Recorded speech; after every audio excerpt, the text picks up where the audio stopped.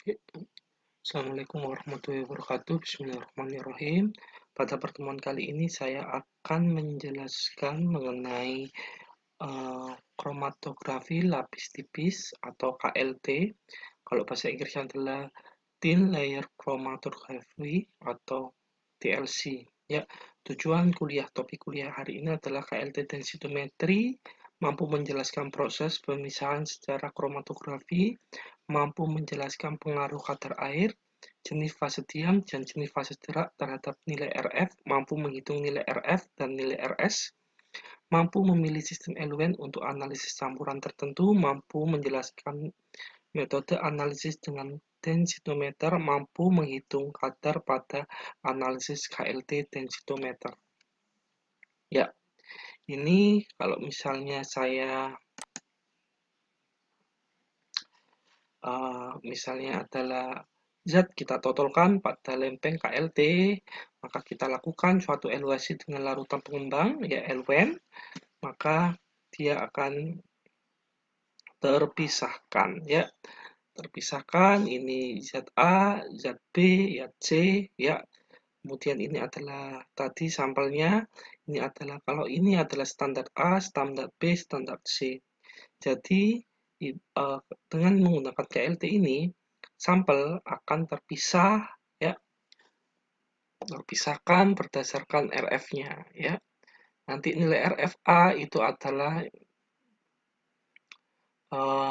jarak eluen, ya, eluen A ini ibaratnya jarak tempuh zat A dibagi dengan jarak eluen, sedangkan RFB yaitu jarak tempuh B, misalnya kita ukur adalah 3 cm, ya ini 5 cm, ya misalnya adalah berarti 3/5 itu adalah RFB. RFC yaitu jarak eluasi dari C, zat C dibagi dengan jarak pengembang larutan eluen ini, misalnya tadi ini 5 cm, ini adalah 2 cm, misalnya kayak gitu, maka 2/5 itu adalah RF, ya. Jadi RF itu sifatnya adalah analisisnya secara kualitatif, ya. Kalau kuantitatif nanti menggunakan densitometer.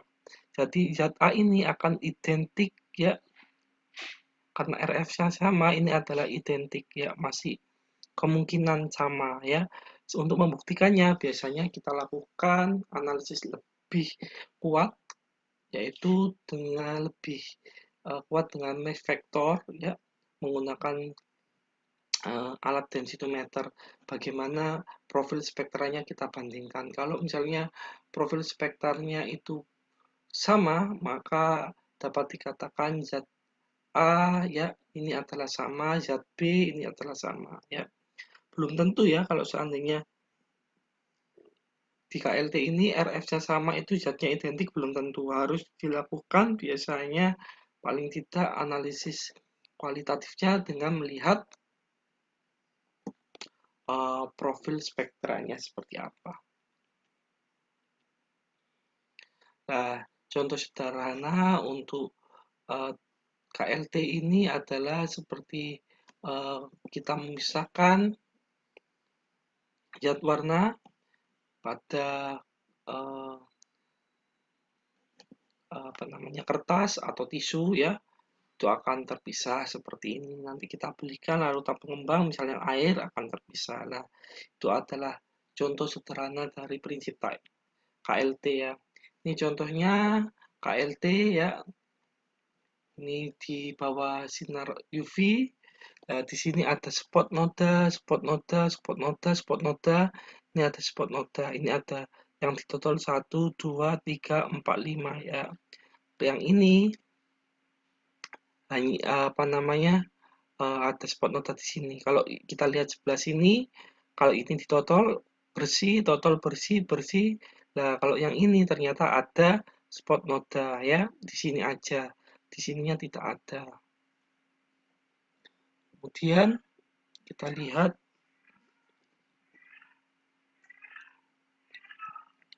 kalau kita lihat di sini, ini ada spot nodanya di sini, ini kemungkinan identiknya di sini, ya. Ini ada Kita total 1, 2, 3, 4, 5. Ini adalah dikasih UV dan iod. Biasanya kalau senyawa tidak bisa tampak di UV, maka kita berikan uap iod, akan nampak jelas warna kuning seperti ini ya. Oke. Jadi KLT itu nanti kita akan total pada lempeng TLC-nya, kemudian kita eluasi ini larutan pengembangnya ya, dan nanti akhirnya akan tereluasi, kita tahu RF-nya berapa, dan untuk mengetahui analisis kuantitatif, maka kita lakukan pembacaan di densitometer ya. Jadi kalau KLT aja hanya analisisnya kurang kuat, cuma hanya bisa melihat totalan noda-noda saja. Analisis secara kualitatif pun masih kurang kuat, karena apa? Hanya membandingkan nilai RF-nya. Tapi kalau menggunakan kita masukkan alat, yaitu densitometer, dia akan bisa terbaca dengan baik. Oke, kromatografi lapis tipis ini adalah kromatografi terbuka, karena kalau kita bandingkan nanti menggunakan HPLC atau GC itu adalah sistem tertutup. Kalau ini adalah sistem terbuka, karena memang kita lihat saat proses eluasi hanya kita total pada lempeng KLT, kemudian kita masukkan ke dalam chamber ya, yang berisi eluent. Kemudian kromatografi tipis ini fase diamnya berupa lempeng ya, bisa dalam bentuk gelas, plastik atau aluminium lempengnya ini ya. Kemudian ada silika gel ya. Perekapnya adalah gips atau pati atau polivinil alkohol. KLT dibandingkan dengan kromatografi lapis tepak kertas, yaitu lebih cepat, di atas serbuk ya, mengurangi pelebaran zona. Kalau kita kertas itu tahu bahwasanya lebih mudah menyerap, kemudian dapat dipakai dengan penampak kota yang korosif. Kalau kertas tidak bisa ya, dia akan lebih mudah rusak, perlu sedikit totolan ya, dan lebih peka untuk KLT daripada kromatografi kertas. Ya, proses untuk pemisahannya yaitu pertama kita mentotol, itu adalah proses absorpsi zat, kemudian kita lakukan eluasi, itu akan prosesnya proses exclusion, bahwasanya zat akan terdesak dan terdorong oleh eluasi dan melewati plat silika gel, kemudian akan terpartisi, kemudian ada efek sulfofobiknya ya. Jadi kalau zat dengan karena kita tahu lempeng KLT biasanya menggunakan plat silika gel itu adalah polar, maka zat yang misalnya bersifat non-polar, dia akan tereluasi dengan RF yang lebih tinggi ya, seperti itu. Dengan nilai RF ini adalah 1/1 omega A per volume M kalikan KT, koefisien partisi, dan ini adalah jumlah zat yang terjerap ya. Ini adalah volume pelarutnya berapa, dan kita total berapa mikro biasanya pentotolnya. Oke, itu adalah nilai dari RF, pengaruhnya RF ya. Kemudian ini adalah tabel kereaktifan dari aluminium oxide terhadap kandungan air. Untuk kandungan air biasanya kita akan menghilangkan kandungan air yang terjerap di dalam silika gel. Kita lakukan pemijaran dulu, biasanya di oven, supaya mengaktifkan dari silika gelnya akan lebih baik ya. Ini kandungan air 0 menurut Bohman dan Scholder adalah 1 dengan bilangan azobenzen, yaitu kalikan 10 pangkat molaritas per gram, yaitu 26 ya. Jadi semakin ke bawah kandungan air semakin banyak, maka bilangan azobenzennya akan semakin kecil, semakin tidak ada. Untuk fase diam yaitu bahan, ukuran, dan bentuk. Fase diamnya itu ada partikel ukuran 50 sampai 250 mikrometer, berongga dengan ukuran 4-100 Armstrong, kapasitas besar untuk pemisahan preparatif. Ya, jadi ini biasanya KLT ada jenisnya KLT untuk analisis kualitatif, kuantitatif, atau dia preparatif. Preparatif ini memang ukurannya besar sehingga akan bisa dilakukan pengkerokan, kemudian kita lakukan analisis. Ya, kemudian ada ukuran pelikular yaitu 30-40 mikro. Ya, intinya adalah pejal dari silikanya. Permukaan dilapisi dengan lapisan titif yang aktif sehingga pembauran terbatas. Ya, ini adalah pemaksulannya tinggi dan tetapi kapasitasnya rendah, cocok untuk pemisahan analisis aja. Jadi ini tidak digunakan untuk proses preparatif, lebih ke antara analisis kualitatif dan kuantitatif. Kemudian ada mikropartikulat, ukurannya otomatis lebih kecil, ya, berongga, sehingga waktu analisisnya pendek, cocok untuk pemisahan preparatif analisis, yang ini adalah disebut dengan HPTLC, yaitu sangat-sangat cepat analisisnya, ya, karena ukuran partikelnya sangat kecil, hemat pelarut dan waktu pengembangnya cukup cepat, cuma 3-5 menit saja. Jadi fase diamnya ada yang besar, pelikular, sama mikropartikular. Kalau mikropartikular adalah HPTLC, ya. Jadi ibaratnya ini sangat cepat analisisnya daripada TLC biasa. Pemilihan penjerapan tergantung sifat analit. Jika sifat kelarutan, apakah analit itu hidrofil atau lipofil. Kalau hidrofil dipakai selulose atau gel atau poliamid. Kalau lipofil maka biasanya kita gunakan alumina, silika gel, asetil selulose atau poliamid. Ya, jadi poliamid ini bisa digunakan baik lipofil maupun hidrofil. Ya, kemudian reaksi analit asam atau basa atau netral ini juga berpengaruh pada jenis KLT yang akan digunakan. Apakah ada reaksi antara analit dengan penjerap atau pengembang? Jangan sampai kita melakukan analisis menggunakan KLT ternyata misalnya zatnya mengalami metanolisis, kita jangan menggunakan pengembang metanol dan seperti itu, ya. Kemudian ini adalah contoh-contoh dari jenis-jenis zat yang digunakan pKa untuk beberapa gugus fungsi. Kalau misalnya ada gugus fungsi asam sulfonat, ya, bersifat asam, maka nanti kita bisa lihat ini disarankan 1, ya. Kemudian ini kalau misalnya ada asam karboksilat disarankan, ya, 4-5. Ini sumbernya dari Snyder, ya. Jadi disarankan jenis lempengnya menggunakan lempeng apa, ya.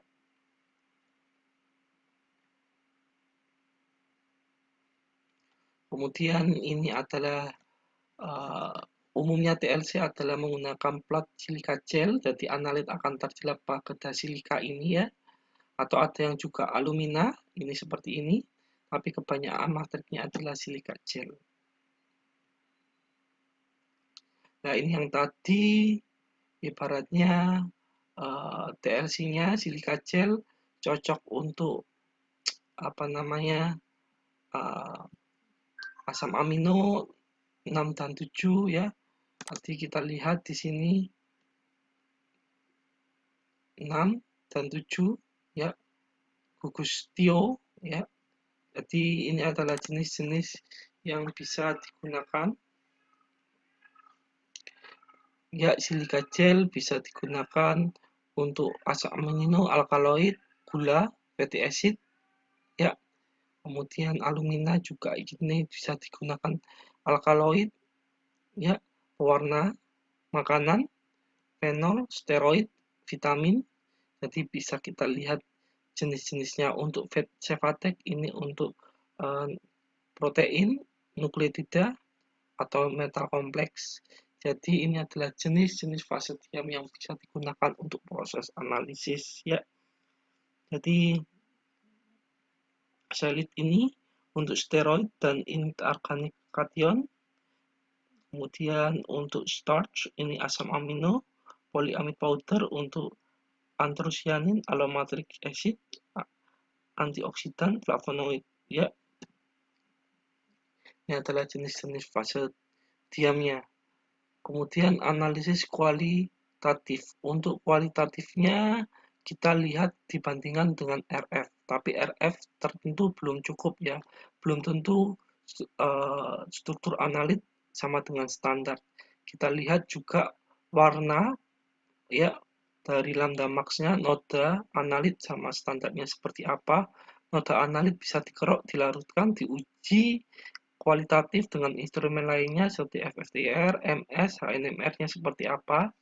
Kemudian spektrum noda analit dan standar ditumpuk dioverlaykan dengan nilai match vector biasanya setiap lambda tertentu, maka ini adalah jika dia identik nilai match vectornya adalah 1 atau 1000 ya. Kalau misalnya match vectornya adalah 0,9 maka itu masih dikatakan serupa, tapi kalau misalnya kurang dari 0,9 maka match vectornya itu disebut sebagai berbeda, berarti senyawa itu berbeda.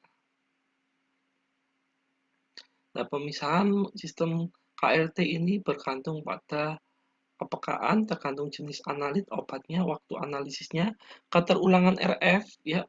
RF-nya ini biasanya diulang-ulang sampai kalikan 100 kalinya seperti apa. Tapi kalau kalikan 100 ini sangat lama sekali ya. Biasanya kita cukup lakukan 3 kali analisis, hubungan sifat kromatografi antar sistem, distribusi RF, dan daya pembedanya. Ya, ini contoh dari mass spektra yang kita dari TLC kita bisa lihat kalau seandainya tiap noda itu dilihat profil tegangan berbeda, maka dia otomatis senyawa itu akan berbeda. Untuk penampak noda di sini kita bisa melihat bahwasanya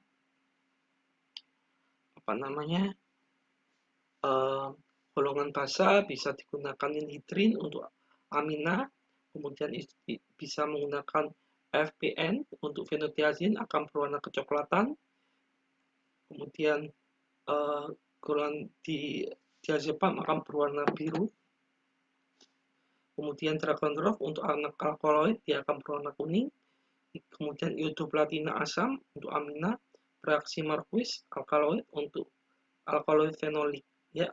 Untuk alkaloid yang asam ini biasanya untuk bereaksi Van Urik ya, sulfonamid, FeCl3 untuk fenol ya, kemudian Hg nitrat untuk barbiturat, kalium permanganat untuk ikatan rangkap alifatik, kemudian bereaksi furfural untuk senyawa netral, dan iodoplatina bisa digunakan.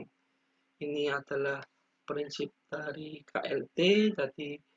Tadi saya sudah menjelaskan bagaimana untuk pertama yaitu RF ya. Jadi RF adalah